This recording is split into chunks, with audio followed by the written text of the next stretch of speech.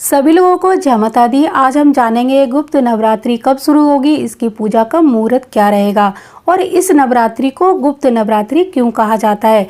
इसकी संपूर्ण पूजा विधि और इसका मुहूर्त बताऊंगी। और यहाँ पर एक बात और बताना चाहती हूँ कि जिन लोगों ने अभी तक चैत्र और अश्विन मास की नवरात्रि का व्रत नहीं रख पाया है, किसी कारण से छूट गया है, तो वो गुप्त नवरात्रि का व्रत रख सकते हैं। और इसकी संपूर्ण और सरल पूजा विधि आपको बताऊंगी कि आप किस तरह से इसकी पूजा और इसका व्रत कर सकते हैं। इस नवरात्रि में भी जो प्रत्यक्ष नवरात्रि है उनकी तरह से कंजकों का पूजन भी किया जाता है। इस नवरात्रि में आप उसी तरह से पूजा करेंगे जैसे कि आप प्रत्यक्ष नवरात्रि में करते हैं। इस नवरात्रि में 10 कौन कौन सी महाविद्याएं हैं जिनकी पूजा करने से आपके 10 मनोरथ पूर्ण होंगे। आपको बहुत अच्छी जानकारी देने जा रही हूँ, तो पूरे वीडियो को अच्छे से ध्यान से सुनिए, समझिए और यकीन मानिए आपके अगर कोई भी कार्य नहीं बन रहे हैं तो इस नवरात्रि आप व्रत करके देखिए। इनका नाम गुप्त नवरात्रि है और ये गुप्त तरीके से इसकी जो पूजा होती है और माता रानी इतनी अच्छी कृपा करती हैं कि जो व्यक्ति अपने इतने सारे मनोरथ को लेके साथ चल रहा है और उसके वो मनोरथ पूरे नहीं हो पा रहे हैं, तो इस नवरात्रि आप पूजा करेंगे तो यकीन मानिए बहुत समय से रुके हुए वो कार्य आपके पूर्ण होना शुरू हो जाएंगे। इसके बाद आपको बताऊं, गुप्त नवरात्रि में 10 महाविद्याओं की पूजा होती है। जो गुप्त नवरात्रि है वो तंत्र और मंत्र की सिद्धि के लिए बहुत ही ज़्यादा महत्वपूर्ण मानी गई है। तो अगर आपके घर में बहुत ज़्यादा वास्तु दोष हों तो आप कोई भी यंत्र को इस नवरात्रि में सिद्ध कर सकते हैं। सबसे बड़ी बात मैं बता दूं, आप किसी भी मंत्र को सिद्ध कर सकते हैं और उस मंत्र की सिद्धि से आप अपने कार्य बना सकते हैं। जो भी व्यक्ति सच्चे हृदय से इस नवरात्रि में कोई भी मंत्र सिद्ध कर लेता है, कोई भी यंत्र सिद्ध कर लेता है, तो यकीन मानिए वो प्राण प्रतिष्ठित हो जाती है वो मंत्र शक्ति से।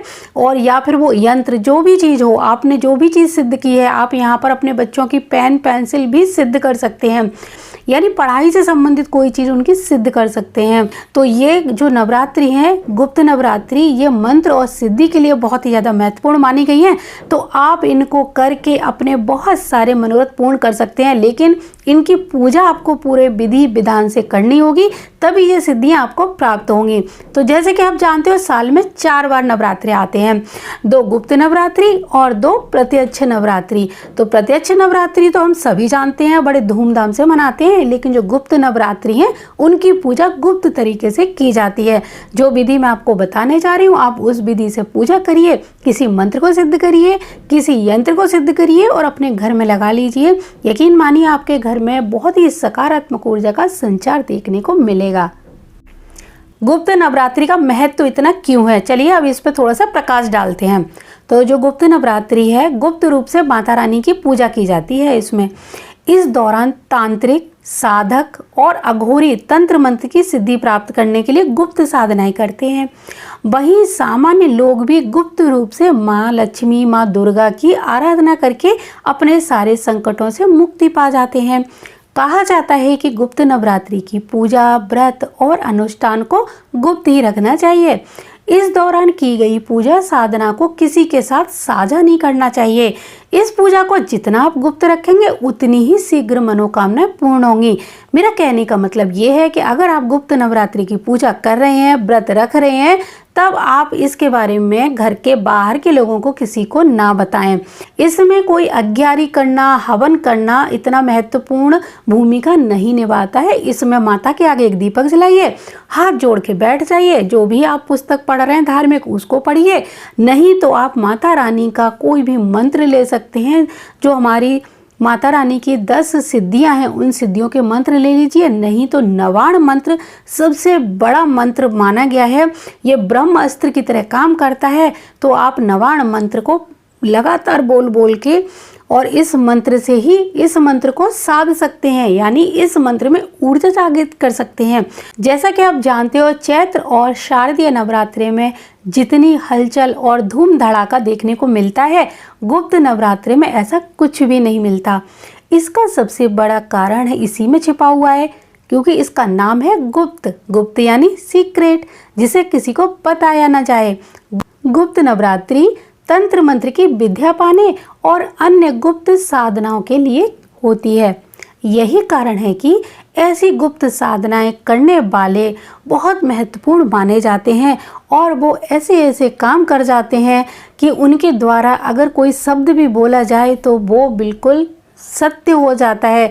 जैसे कि आप जानते हो कि बहुत सारे ऋषि मुनि गुरु रहे हमारे भारतवर्ष में, और आपके भी अभी तक कोई गुरु ऐसे रहे होंगे या आपने भी गुरु धारण किए होंगे कि उनका आशीर्वाद सत्य हो जाता है, जो उन्होंने बोला वो भविष्यवाणी सत्य हो गई। तो वो सारी विद्याएं इन्हीं नवरात्रों के द्वारा उनको प्राप्त होती हैं।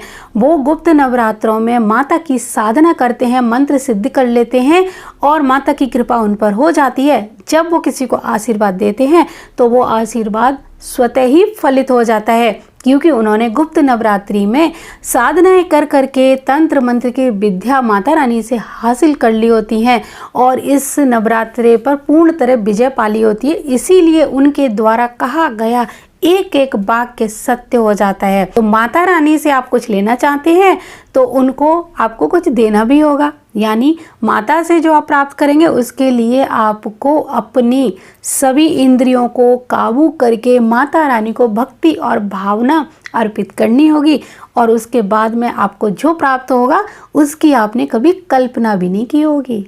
जिन साधकों को अघोर सिद्धि या तांत्रिक सिद्धि पानी होती है उनके लिए ये नवरात्रि बहुत ही ज़्यादा महत्वपूर्ण स्थान रखती है। साधनाओं को करने के लिए और माता की पूजा के लिए ऐसी जगह की व्यवस्था की जाती है जहां पर किसी को कुछ पता ना लगे।